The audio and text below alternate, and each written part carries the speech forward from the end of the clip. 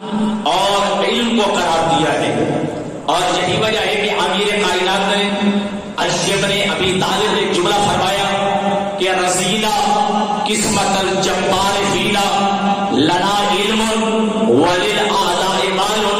مولا کائنات سے فرماتے ہیں کہ ہم اللہ کی تقسیم پہ راضی ہیں کہ اے پروردگار تو نے ہمیں علم دیا ہے، ہمارے دشمن کو مار دیا ہے۔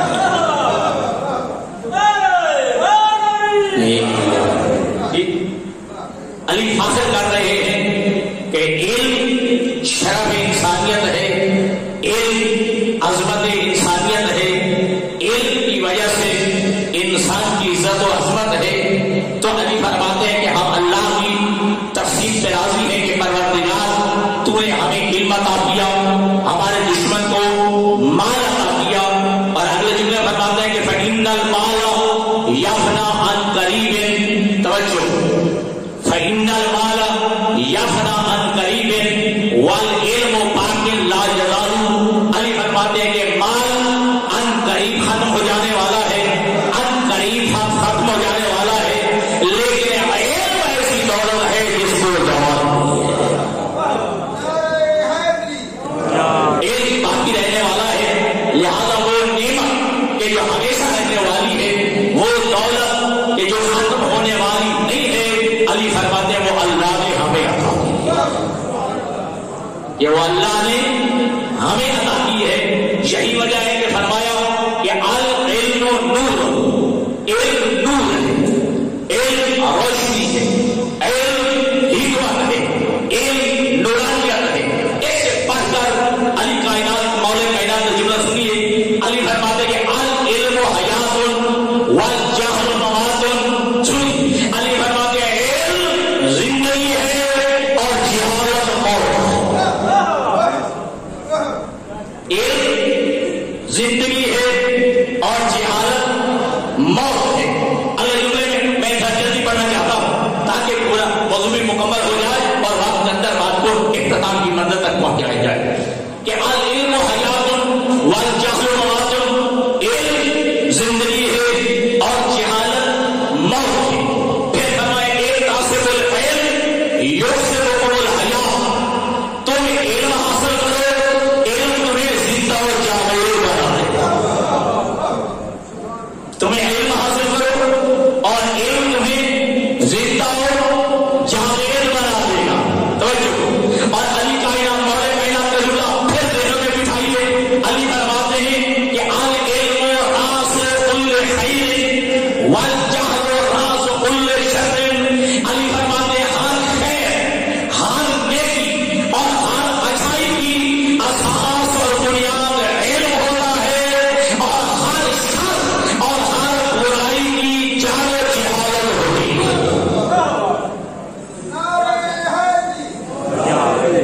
میرا موضوع انشاءاللہ اللہ اکبر یا رسول اللہ جی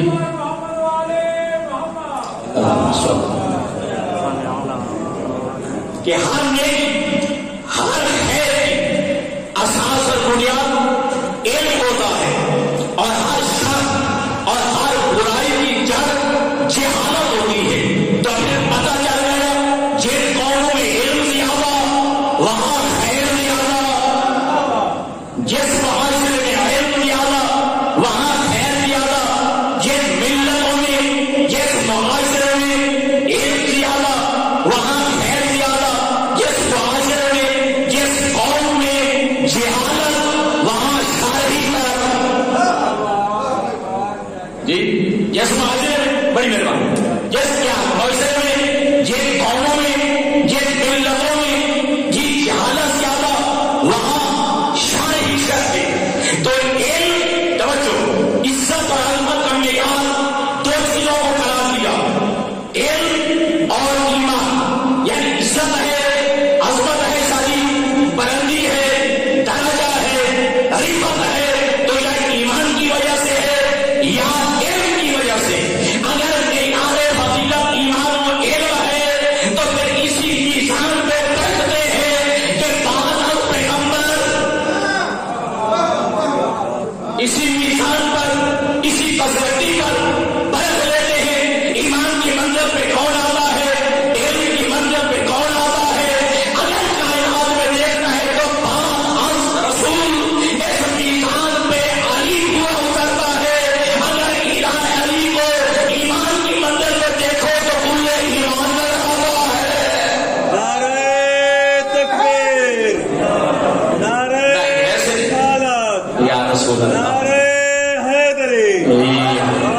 بلند کلوات کہ معیار عزت، معیار بلندی، معیار رفعت ہے ایمان و علم. توجہ، اگر یہی معیار ہے، واقعی یہی معیار ہے، قرآن یہی کہہ رہا ہے، تو بعض پیغمبر دیکھتے ہیں کہ ایمان کی منزل پہ کون آتا ہے اور علم کی منزل پہ کون آتا ہے. آئیے علی مولا کے دروازے پہ جاتے ہیں. اگر علی کو منزل ایمان پہ دیکھو تو علی کل ایمان نظر آتا ہے. اگر علی کو منزل علم پہ دیکھو تو خطیب منبر سعودی نظر آتا ہے.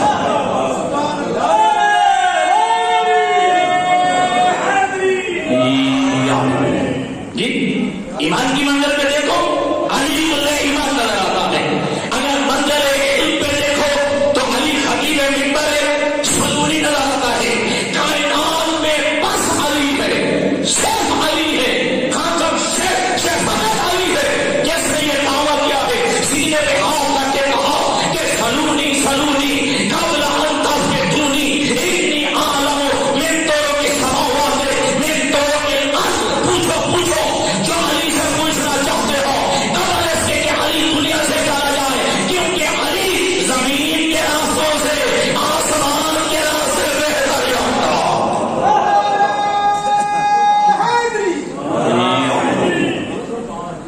پوچھو جو علی سے پوچھنا چاہتے ہو قبل اس کے علی دنیا میں نہ رہے.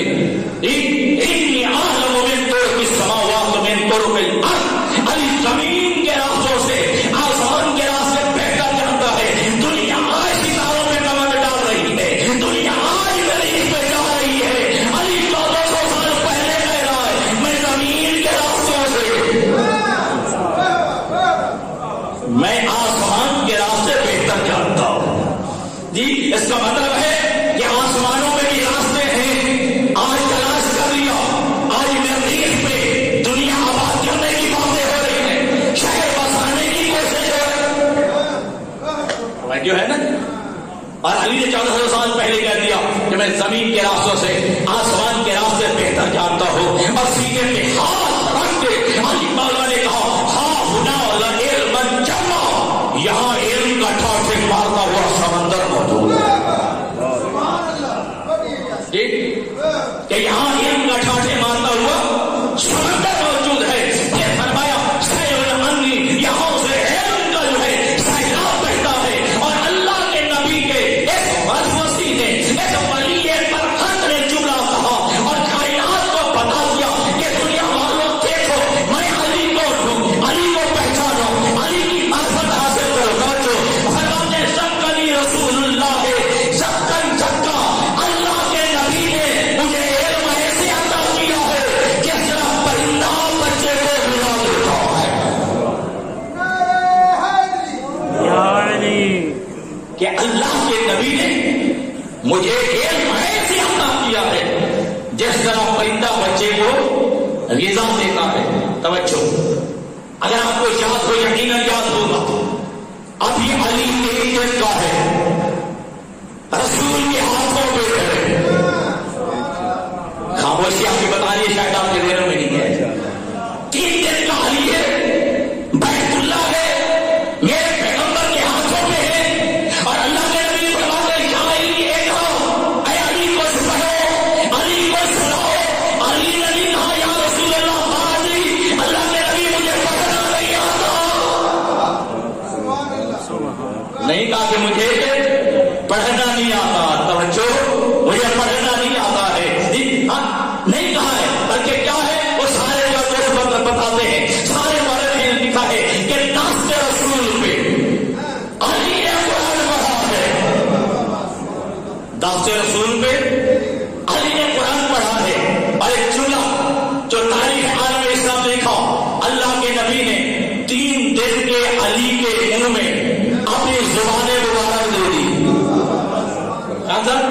اپنی زبان مبارک، اپنی لسان اطہر جو ہے اللہ کے نبی نے علی کے منہ میں دے دی. علی نے چوسنا شروع کیا. اور علی کا جملہ ہے کہ صرف میں نے جو ہے زبان رسالت نہیں جوڑی، وہ زبان مبارک دماغ چشمے کشود شد صرف نبی کی زبان ہی نہیں بلکہ پیغمبر کی زبان سے علم و حکمت کے 12 چشمے جاری ہو وہ حکمت کے 12 چشمے جاری ہو گئے جو علی سیراب ہونا شروع ہو گئے. اب جملہ سمجھے جیسے میں نے محنت کی جملہ سنایا ہے. علی فرماتے ہیں کہ زکانی رسول اللہ زکن زکا، اللہ کے نبی نے مجھے علم ایسے عطا کیا ہے جس طرح پرندہ جو ہے بچے کو غذا دیتا ہے. آپ بھی دیہات کے رہنے والے، میں بھی دیہات کا رہنے والا ہوں. جیسے آپ نے دیکھا ہوگا کہ جب بھی پرندہ جو ہے کوئی گندم کا دانا لیتا ہے یا جو کا دانا لیتا ہے یا چاول لیتا ہے تو جیسے لیتا ہے ویسے بچے کے منہ میں جیسا منتقل کر لیتا ہے. اس میں نہ کمی کرتا ہے نہ زیادتی کرتا ہے. علی فرماتے ہیں کہ مجھے رسول نے علم ایسے عطا کیا ہے، اللہ کے حبیب نے مجھے علم ایسے عطا کیا ہے جیسا پرندہ بچے کو غذا دیتا ہے. کوئی اللہ کے نبی کے ولی بتا رہے ہیں جیسے علم مصطفیٰ نے اللہ سے لیا.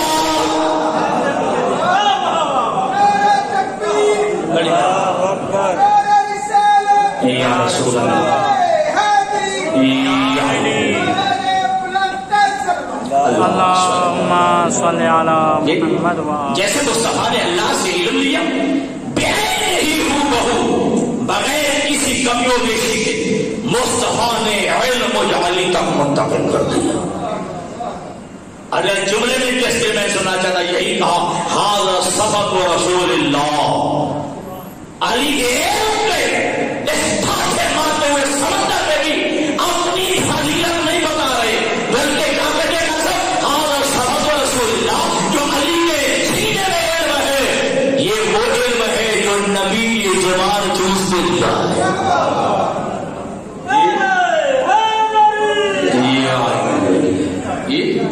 ھذا سبق رسول اللہ، یہ پیغمبر کا لعاب دہن کا اثر ہے. یہ علی کے سینے میں، ٹھیک ہے جی، سمندر موجود ہے. اللہ کے نبی نے یہی تو کہا تھا کہ اعلیٰ مدینۃ العلم وعلی بابھا، میں علم کا شہر ہوں علی اس کا دروازہ ہے. میں علم کا شہر ہوں علی اس کا دروازہ ہے. ساری باتیں اپنی جگہ پہ، حقیقت میں تو اگلے جملے میں لوگ ہے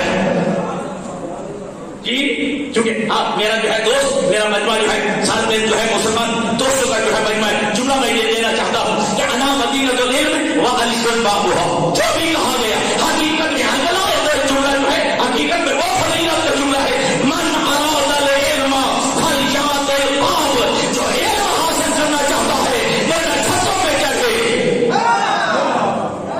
نہ دیواروں کو قیاس کرے بلکہ کیا من اراد العلم فلیات الباب، جو علم لینا چاہتا ہے اسے چاہیے دروازے پہ آ جاؤ. جو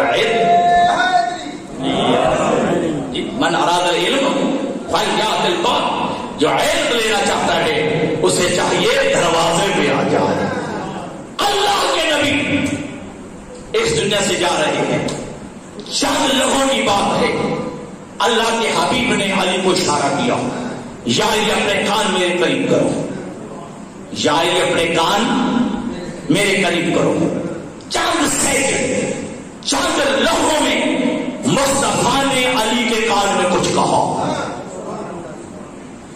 چند لمحوں میں، چند سیکنڈ میں مصطفیٰ نے علی کے کان میں خالی کچھ کہا.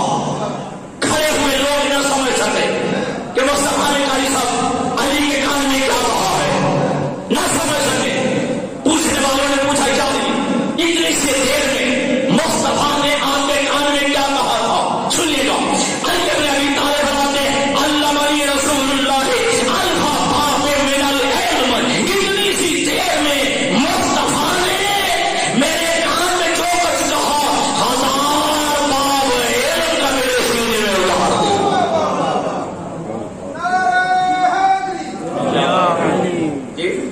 1000 باب علم مصطفیٰ نے میرے سینے میں اتار دیا جی. اور علی فرماتے ہیں یہ 1000 باب تو مصطفیٰ نے مجھے تعلیم دیا. اب علی کا جملہ، علی فرماتے ہیں پھر ہر باب میں سے 1000 باب علم کا میں علی نے خود کھول دیا. 1000 باب علم کا میں علی نے آگے خود کھول دیا ہے. تو آپ سمجھ آ گیا معیار فضیلت، معیار عظمت مال نہیں ہے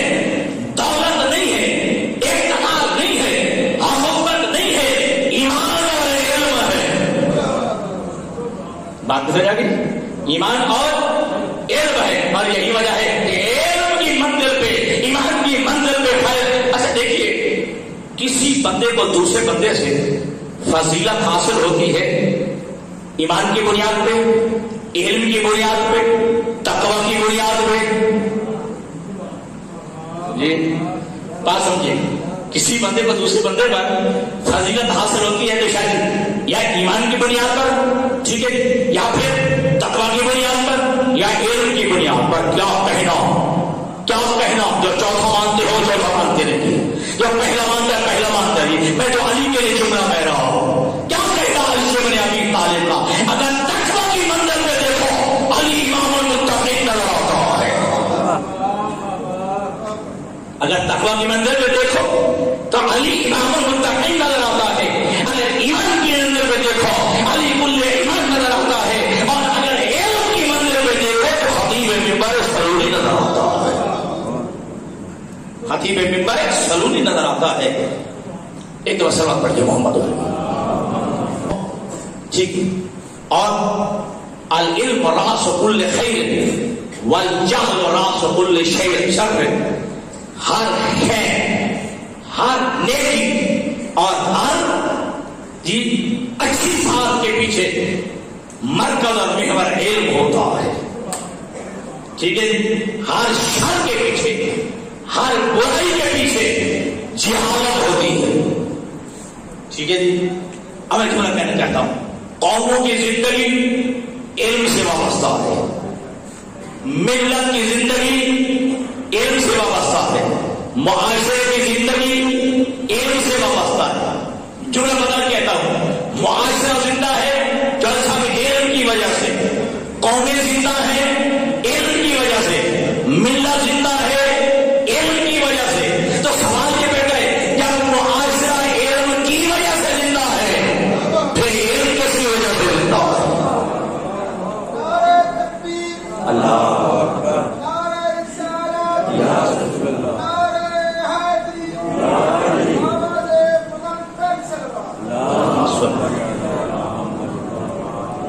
قوموں کی زندگی علم سے وابستہ ہے، معاشرے کی زندگی علم سے وابستہ ہے، ملت کی زندگی علم سے وابستہ ہے. ٹھیک ہے. تو لہذا قومیں زندہ ہیں علم کی وجہ سے، معاشرہ زندہ ہے علم کی وجہ سے، ملتیں زندہ ہیں اصل علم کی وجہ سے. اب سوال یہ پیدا ہوتا ہے علم کس کی وجہ سے زندہ ہو؟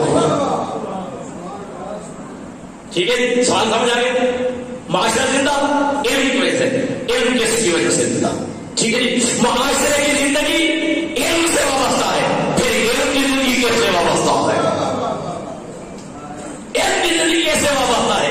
علم کس کی وجہ سے زندہ ہے؟ معاشرہ علم کی وجہ سے زندہ، علم کس کی وجہ سے زندہ ہے؟ آئیے تاریخ اسلام میں ایک بات تمہارے سامنے رکھتا ہوں. اللہ کے حبیب فرماتے ہیں ہم عیش العلم ومات الجہل. میری اہل بیت ہے کہ جو علم کی زندگی ہے جہالت کی موت. میری اہل بیت ہے کہ جو علم کی زندگی ہے اور جہالت کی موت ہے. اچھا، ہمارے معاشرے میں موت اور حیات کا میزان اور معیار الگ ہے. مثلا نفس چلنا بند ہو جائے، سانسیں چلنا بند ہو جائے، دل دھڑکنا بند ہو جائے، ہم سمجھتے ہیں کہ یہ بندہ مر گیا، یہ بندہ مردہ. اگر سانسیں چل رہی ہوں، دل دھڑکنا ہو جائے، جی نفس چل رہی ہو، ہم کہتے ہیں یہ بندہ زندہ ہے. ہمارا یہ معیار ہے زندگی اور موت کا. اگر سانسیں چل رہی ہوں ہم سمجھتے ہیں یہ بندہ زندہ ہے. توجہ. اگر دل دھڑک رہا ہو، نفس چل رہی ہو، ہم کہتے ہیں بندہ زندہ ہے. اگر نفس چلنا بند ہو جائے، دل دھڑکنا بند ہو جائے، سانسیں بند ہو جائے، ہم کہتے ہیں یہ بندہ مردہ ہے. نہیں، یہ تمہارے ہاں معیار ہے. جی جو باب العلم علی ہے، علی فرماتے ہیں میرے نزدیک سنو، زندہ کون ہوتا ہے، مردہ کون ہوتا ہے، زندگی کیا ہے اور موت کیا ہے. علی فرماتے ہیں الناس الموتى واہل العلم احجار. علی فرماتے ہیں سب لوگ مل کر مردہ ہیں، صاحبان علم زندہ ہے. نعرہ تکبیر.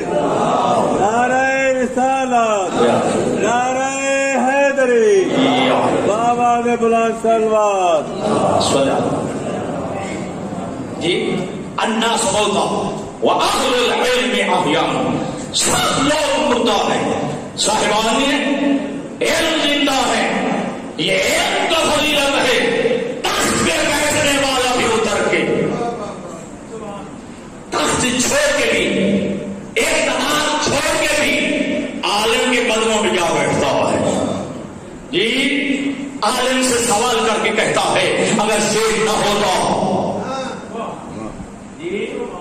میں زندہ نہ رہتا. تو پتہ چل گیا کہ زندگی علم سے وابستہ ہے، دولت سے نہیں، ایمان سے نہیں. توجہ فرما لیں. اچھا اور آج معاشرے میں ایک بات ہے، دیکھیے آج ہم و غم، ہر ایک کا ہم و غم رزق بنا ہوا ہے، روزی بنی ہوئی ہے. انسان سب سے زیادہ پریشان شاید رزق کی وجہ سے. دن گزرتا ہے تو اسی پریشانی میں، رات گزرتی ہے تو اسی پریشانی میں کہ میرا کیا ہوگا، میری اولاد کا کیا ہوگا.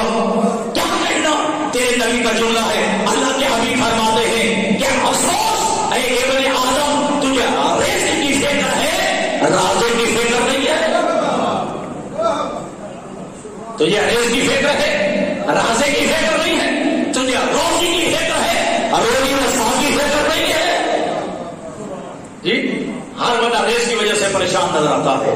دن گزرتا ہے تو اسی پریشانی میں، رات گزرتی ہے تو اسی پریشانی میں، ہر ایک کے مسئلے ہر بندہ پریشان نظر آتا ہے. لیکن یاد رکھیے گا، ایک جملہ دینا چاہتا ہوں، یاد رکھیے گا کسی کا رزق زیادہ یا کسی کا رزق کم یہ اللہ کی تقسیم ہے.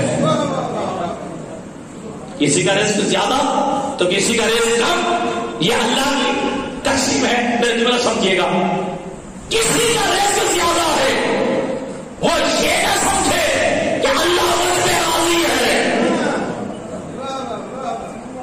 جیسے بات مال و دولت کی فراوانی ہے اور اس کی ریس پیل ہے، وہ یہ نہ سمجھے کہ اللہ مجھ پہ راضی ہے. اگر کوئی غریب ہے جس کے پاس رزق نہیں ہے وہ یہ نہ سمجھے کہ اللہ مجھ پہ ناراض ہے.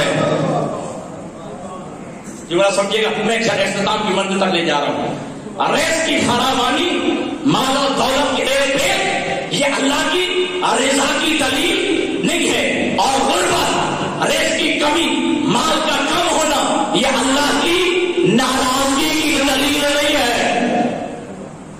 پھر جملہ سمجھا، ان کی توجہ میری طرف دیکھیے گا کہ کوئی یہ نہ سمجھے کہ بھائی مجھ پہ اللہ بڑا راضی ہے، رزق زیادہ ہے، مال زیادہ ہے، دولت زیادہ، وہ یہ نہ سمجھے کہ اللہ مجھ پہ راضی ہے. جس کے بعد مال کم ہے یا مال تھوڑا ہے یا نہیں ہے وہ یہ نہ سمجھے کہ اللہ مجھ پہ ناراض ہے. نہ، یہ امتحان کی کیفیت ہے، یہ امتحان کی کیفیت ہے. یہ دنیا یہ دارالعمل ہے.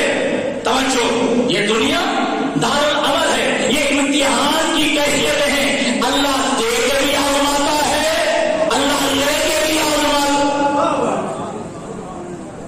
اللہ لے کے بھی آزماتا ہے اور اللہ دے کے بھی آزماتا ہے. اللہ دے کے آزماتا ہے. بڑھاوانی اللہ کی رضا کی دلیل نہیں ہے. رزق کی کمی اللہ کی ناراضگی کی دلیل نہیں ہے. یہ امتحان کی کیفیتیں ہیں. اللہ دے کے بھی آزماتا ہے، اللہ لے کے بھی آزماتا ہے. اللہ کرے میرے جملہ صحیح نہ ہو جائے.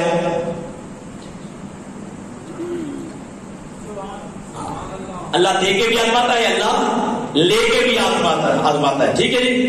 کسی کے صبر کا امتحان ہے، کسی کے شکر کا امتحان. ناراض نہیں بنا. کسی کے صبر کے امتحان ہے تو کسی کا صاحب شکر کا امتحان ہے. اللہ دے کے آزماتا ہے کہ یہ میرا بندہ شکر کی طرح کرتا ہے، اللہ لے کے آزماتا ہے میرے فیصلے پہ صبر کی طرح کرتا ہے. ٹھیک ہے جی. کبھی نہ کہیے گا ارے اس کی فراوانی میری جو ہے اسرار اور امور میں تجارتی امور بڑے جانتا ہوں، میں ایک عالم بڑا ہوں، میرے پاس علم ہے. یہ رزق کی فراوانی میرے چلاکی کا نام ہے، میرے پڑھے لکھے ہونے کا نام کی جو ہے دلیل ہے. نہ میرے دوستوں، امیر کائنات علی ابن ابی طالب منبر پہ تشریف فرمائے. علی نے سوال کر دیا کہ بتائیے اللہ نے پاگلوں کو رزق کیوں دیا ہے؟ اللہ نے دیوانوں کو پاگلوں کو کیوں رزق دیا ہے؟ آپ کے چاہنے والے کہتے ہیں علی آپ خود بتائیے. توجہ یعنی خود بتا دیجیے. علی فرماتے ہیں اللہ نے پاگلوں کو رزق دے کے یہ بتانے کی کوشش کی ہے کہ دنیا والوں رزق کی تقسیم عقل کی بنیاد میں نہیں ہے. رزق کی تقسیم عقل کی بنیاد میں نہیں ہے. اگر عقل کی بنیاد میں ہوتی پاگل بھوکے مر جاتے, جانور بھوکے مر جاتے. نہ رزق اللہ کی تقسیم ہے, رزق اللہ کی مرضی کا نام ہے. کسی کا تھوڑا تو کسی کا زیادہ, یہ اللہ کی اپنی تقسیم ہے, لیکن ہونا حلال کا چاہیے. بس آخری میں تھوڑا ہو یا زیادہ یہ اللہ کی تقسیم ہے, اللہ کی عریضہ ہے, اللہ کی اپنی منشا ہے. دے کے بھی آزماتا ہے, لے کے بھی آزماتا ہے. کسی کے صبر کا امتحان ہے تو کسی کے شکر کا امتحان ہے. ہونا حلال کا چاہیے. بس نتیجہ دینا چاہتا ہوں, ہونا حلال کا چاہیے. امیر المومنین علی بن ابی طالب علیہ السلام اپنی سواری گھوڑے پہ سوار ہوئے. جب سب آئے مسجد کوفہ کے دروازے پہ, علی اترے تاکہ مسجد میں جا کر میں نماز ادا کروں. باہر ایک آدمی کھڑا کاری صاحب علی بن ابی طالب نے اپنا گھوڑا اس کے حوالے کیا, میرے گھوڑے کی حفاظت کر, میں نماز پڑھ کے آتا ہوں. علی مسجد میں گئے, وضو کیا, نماز پڑھی. نماز پڑھنے کے بعد اپنی کمان کے جیب میں ہاتھ ڈالا. مول صاحب 2 درہم نکلے, 2 درہم. علی نے کہا جس نے میرے گھوڑے کی حفاظت کی ہے میں بطور اجرت دوں گا, بطور مزدوری اسے دوں گا. ہاتھ میں لے کے علی باہر نکلے. عجیب منظر دیکھا, بندہ بھی غائب تھا, علی کے گھوڑے کی لگام بھی غائب تھی. جی وہ بندہ بھی غائب اور علی کے گئے سواری کو نکیل اور محان یہ لگام وہ بھی غائب. ٹھیک ہے, علی کے دیکھ لے کیا تھا, میں اسے مزدوری دوں گا, میں اجرت دوں گا, اس نے میرے گھوڑے کی حفاظت کی ہے. اب علی ابن ابی طالب بس علی ابن ابی طالب اس 2 درہم کو لے کے بازار میں آئے, اس دکان میں پہنچے جہاں سے یہ رکیلیں یا مہاریں یا لگامیں ملتی تھی, وہاں پہنچے. وہی علی کی گھوڑے والی, توجہ, وہی علی کے گھوڑے والی وہ لگام پڑی تھی. علی فرماتے یہ کون دے کے گیا ہے؟ کہتے مولا ایک آدمی آیا تھا, وہ بیچ گیا ہے. کتنے میں بیچ گیا؟ کہتے 2 درہم میں. بات کی سمجھ آ گئی؟ کتنے میں بیچ گیا؟ 2 درہم میں. اب علی مولا کا جملہ, علی فرماتے ہیں آج اس مقدر میں 2 درہم لکھے تھے. آج اس کا رزق, آج اس کی روزی 2 درہم لکھی تھی. اگر صبر کر کے کھاتا تو حلال کا کھاتا, اگر صبر کرتا تو حلال کا کھاتا. ٹھیک ہے جی, اب بے صبر کی ہو گیا, چوری کی تو حرام کا کھایا. ملے پھر بھی 2 ہے, ملے پھر بھی 2 درہم ہے. تو لہذا رزق تھوڑا ہو یا زیادہ ہونا حلال کا جانے ہو چاہیے. وہ جو تجھے اللہ عطا کرے اسی پہ صبر کر, شکر کر, اسی میں برکت ہوگی. وآخر دعوانا الحمدللہ رب العالمین.